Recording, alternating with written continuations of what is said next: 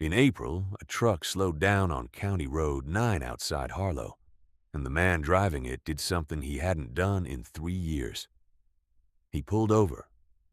On his left was the old Pruett place, 50 acres that everybody in that stretch of flat Indiana farm country had written off a long time ago. Except it wasn't the Pruett place anymore, not really. The fence line that used to sag under blackberry canes was standing straight, wire pulled tight enough to hum in the wind. Behind it, pasture that used to hold standing water until the 4th of July was green clear to the tree line, and cattle grazed on it, fat and unbothered, like the ground had never given them a reason to think otherwise. Somebody had built a new loafing shed near the pond. Round bales sat stacked under a tarp like the farm had been feeding itself for years.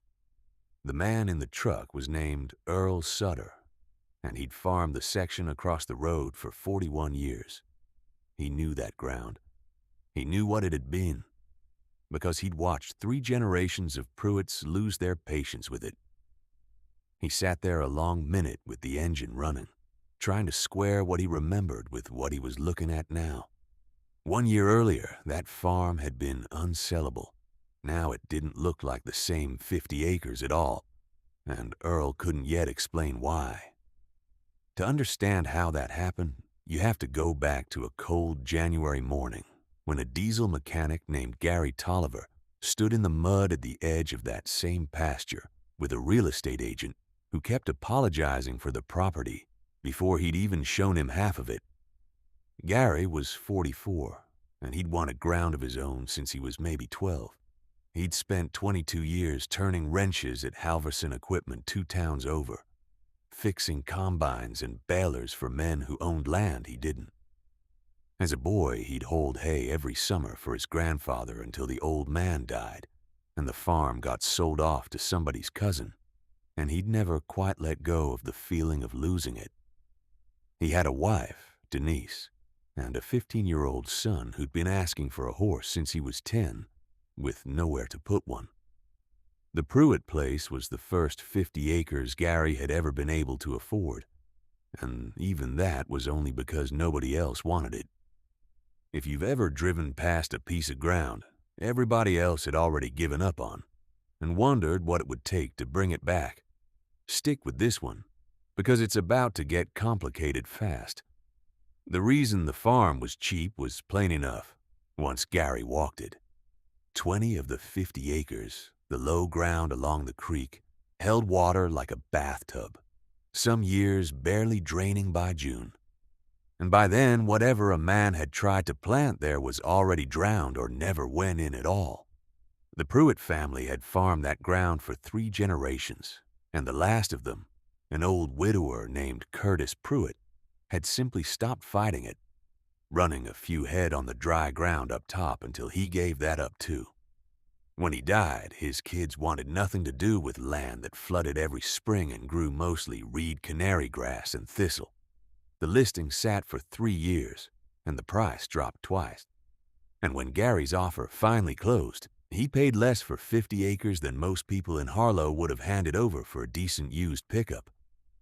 None of that meant the ground itself was worthless. It meant nobody who'd farmed it in 30 years had figured out how to make it behave. And by the time Curtis quit trying, most of the county had simply decided it couldn't be done. Gary knew all of that walking in. He wasn't buying the farm because he'd spotted some secret nobody else had. It was the only 50 acres in the county he could afford. And a man can talk himself into believing he'll figure out the rest later. Denise wasn't thrilled. She'd seen the water standing ankle-deep in the south pasture on their second walkthrough and asked him flat out whether he was buying a farm or a swamp with a house on it. Gary didn't have a good answer. He just wanted it enough to find one eventually. The first months were mostly demolition. He spent February and March pulling collapsed fence, hauling off 2 dead pickups Curtis Pruett had left to rust behind the barn, and patching a roof with a sapling growing through the floorboards below it. None of it touched the real problem. The low pasture stayed wet.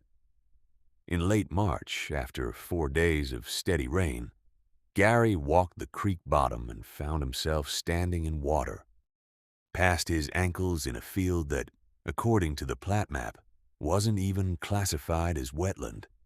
That was the day he noticed something that didn't add up.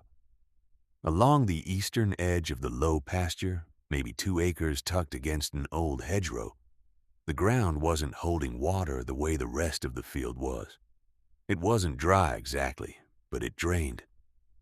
He could see the difference in the grass alone, thicker, greener, coming in 3 weeks ahead of everything around it, like that strip of ground had never gotten the memo that the rest of the farm was underwater.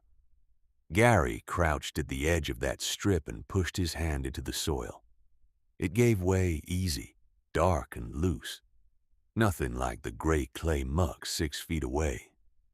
He didn't know what he was looking at yet, but he knew it meant something because dirt doesn't behave differently for no reason. He mentioned it to Earl Sutter over the fence a week later, mostly making conversation, not expecting much to come of it. Earl chewed on that for a second and said his own father used to talk about the Pruett place having tile put in way back before any of us were born. Then Earl said something that stuck with Gary for the rest of the year. Curtis never dug it up, never even looked for it, far as I know. Man farmed that ground 30 years and never once asked why one corner of it behaved different than the rest. Old drainage tile. Clay pipe laid by hand sometime in the early part of the last century. The kind that used to run under half the farms in that part of Indiana before concrete and plastic took over. If part of a system like that was still working after 100 years, the rest of it might still be down there too, just broken somewhere. Which meant the low pasture might not be ruined ground at all. It might just be ground nobody had bothered to unbreak. That was the bet Gary decided to make with money he didn't have much of. Before he trusted a rumor over the fence, Gary drove into town and spent an afternoon at the county Soil and Water Conservation Office, where a clerk pulled a hand-drawn field map from a cabinet nobody had opened in years.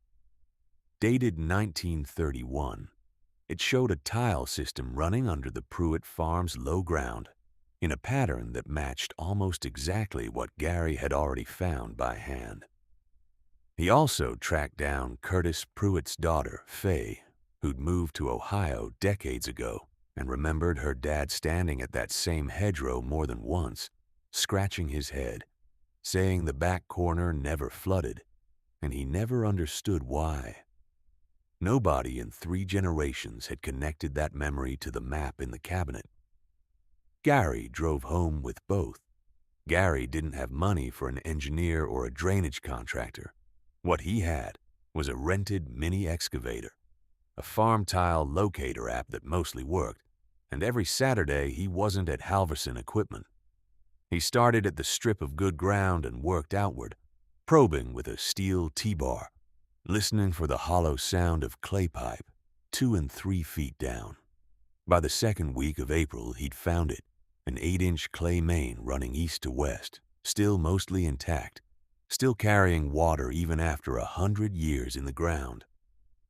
If you've ever pulled something out of the ground that had no business still working after 100 years, you know exactly the feeling Gary had kneeling over that pipe. Finding it was one thing.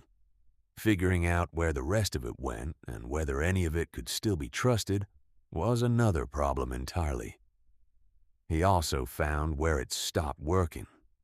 40 yards west of the good ground, the main had been crushed flat, almost certainly by heavy equipment driven over frozen soil sometime in the last 30 years. Past that point, the old system had backed up, silted in, and eventually drowned itself, taking the rest of the low pasture down with it. Gary's plan was simple to say and brutal to execute. Dig up the break, replace the collapsed section, follow the old tile lines outward, and add new drainage where the original system had never reached, tying new plastic tile into a 100-year-old clay main that, against every reasonable expectation, still wanted to work once it had somewhere to send the water. It went wrong before it went right. Gary underestimated how much pipe he'd need and ran out of money halfway through May, just as the wet spring turned wetter. A stretch of trench he'd left open over a weekend caved in during a storm, burying a full day's work under collapsed mud.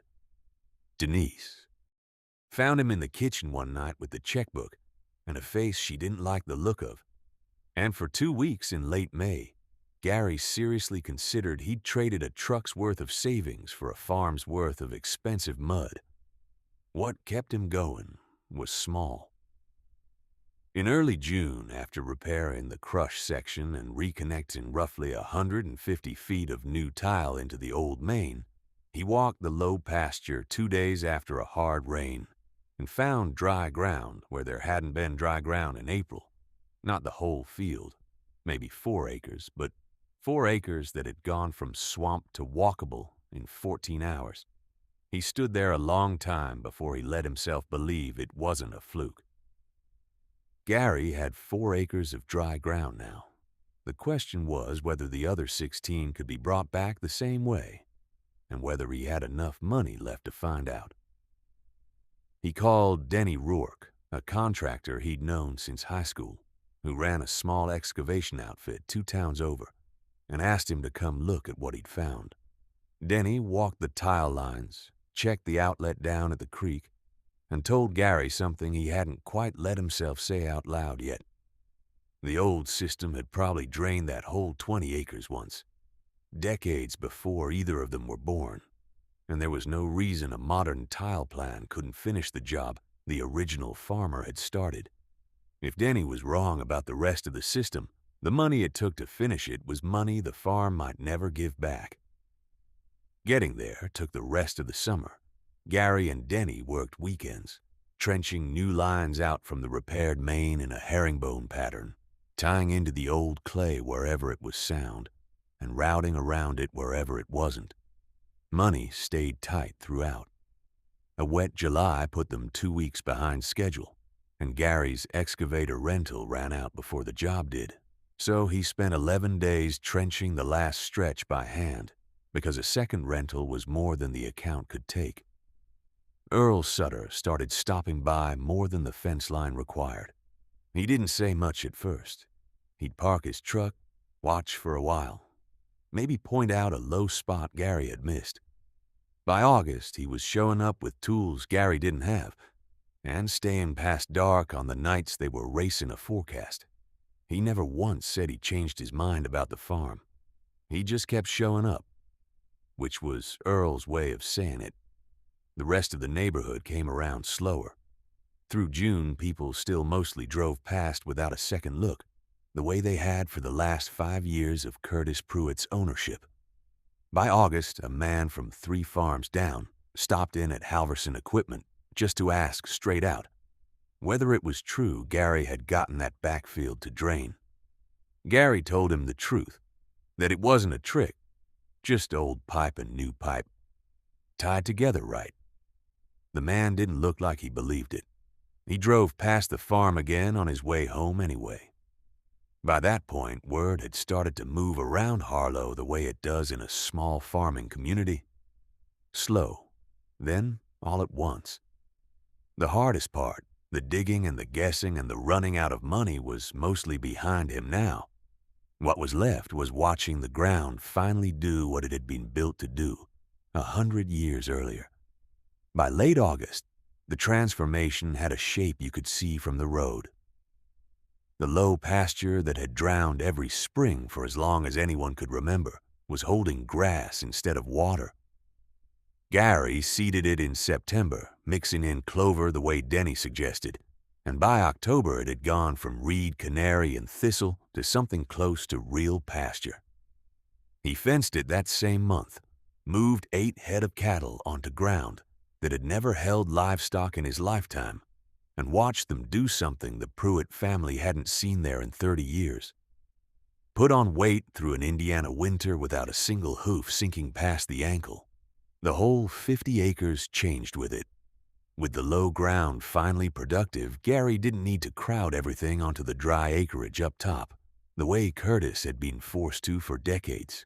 He rotated cattle across the property instead of concentrating them in one worn-out corner, rebuilt fence around the entire perimeter, and by winter had round bales stacked and ready instead of scrambling to buy hay, because for the first time in longer than anybody in Harlow could remember, the farm was growing enough of its own feed to stand on its own. There was one more change that never showed up on the property itself. That November, Gary cut back to 4 days a week at Halverson Equipment, something he couldn't have justified a year earlier, and used the 5th day to fence a small paddock off the back pasture. By Christmas, his son had the horse he'd been asking for since he was 10, standing on ground that had been open water when the boy first asked for it. Gary never got his grandfather's farm back. Nobody gets that kind of ground back. But this 50 acres had his name on the deed instead of a bank's, and nobody was going to sell it out from under his son the way his own had been sold out from under him. None of it was miraculous. It was a 100-year-old drainage system, a hunch about a strip of grass that grew differently than the rest, and 8 months of a man doing the unglamorous work of finding out why. When Earl Sutter pulled his truck over on County Road 9 that April morning, almost exactly 1 year after Gary closed on the place, he wasn't looking at a farm that had been rescued by some secret nobody else could have found. The tile had been under that ground the whole time. The same tile his own father used to talk about. The same tile Curtis Pruett farmed over for 30 years without ever asking why one corner behaved differently. Gary hadn't found anything hidden. He'd just been the first one in 3 generations willing to dig for it. He got out of his truck that morning, too, walked over to the fence and stood next to Earl looking at cattle grazing on ground that used to be underwater every spring of his life. Neither man said much for a minute. Earl finally said the only thing that seemed to fit. He never thought he'd see cattle back on that ground again. Gary said he supposed it had just needed one more person than it had gotten. If you've spent any time around land that everybody else had already given up on, you already understand why Gary kept digging in that mud back in April instead of walking away from it. If stories like this one are the kind that keep you watching until the end, stay with Hardacre Stories, because there are a lot more of them, and the next one might be sitting on a piece of ground not far from where you're sitting right now. And if a farm you know has a story like this one buried under it somewhere, tell us about it in the comments below. We'd genuinely like to hear it.